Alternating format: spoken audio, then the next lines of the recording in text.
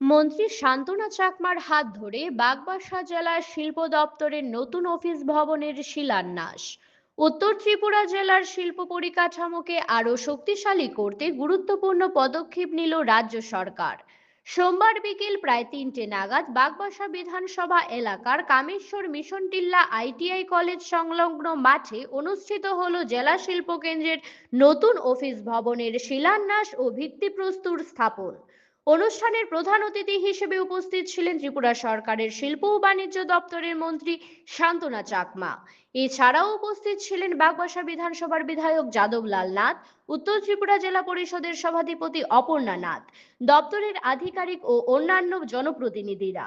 মন্ত্রী শান্তনা চাকমা আনুষ্ঠানিকভাবে ফলক উন্মোচনের মাধ্যমে উত্তর ত্রিপুরা জেলার শিল্প দপ্তরের নতুন অফিস ভবনের ভিত্তিপ্রস্তর স্থাপন করেন। অনুষ্ঠান শেষে সাংবাদিকদের সঙ্গে কথা বলতে গিয়ে তিনি জানান, রাজ্য সরকারের মূল লক্ষ্য হলো ত্রিপুরার প্রান্তিক মানুষের দোরগোড়ায় সরকারি পরিষেবা পৌঁছে দেওয়া। এই লক্ষ্যকে বাস্তবায়ন করতে শিল্প ও বাণিজ্য দপ্তরের উদ্যোগে প্রতিটি জেলায় জেলায় শিল্প দপ্তর স্থাপনের পরিকল্পনা গ্রহণ করা হয়েছে। মন্ত্রী আরো জানান, নতুন জেলা শিল্প দপ্তর চালু হলে স্থানীয় যুবক যুবতীরা শিল্প সংক্রান্ত বিভিন্ন পরিষেবা ও সরকারি সহায়তা সহজেই পেতে পারবেন। এর ফলে জেলার ক্ষুদ্র মাঝারি ও বৃহৎ শিল্পের বিকাশের পাশাপাশি কর্মসংস্থানের নতুন সুযোগ সৃষ্টি হবে।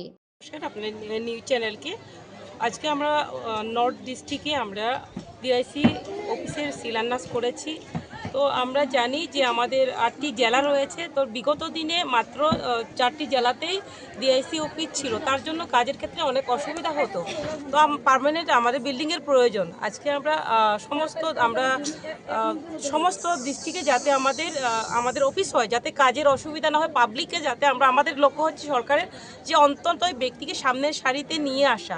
তো তার জন্য আমাদের দরকার যে প্রতিটি জায়গাতে যাতে অফিস আমাদের গড়া এবং যাতে পাবলিকের সেই সুবিধা পায়।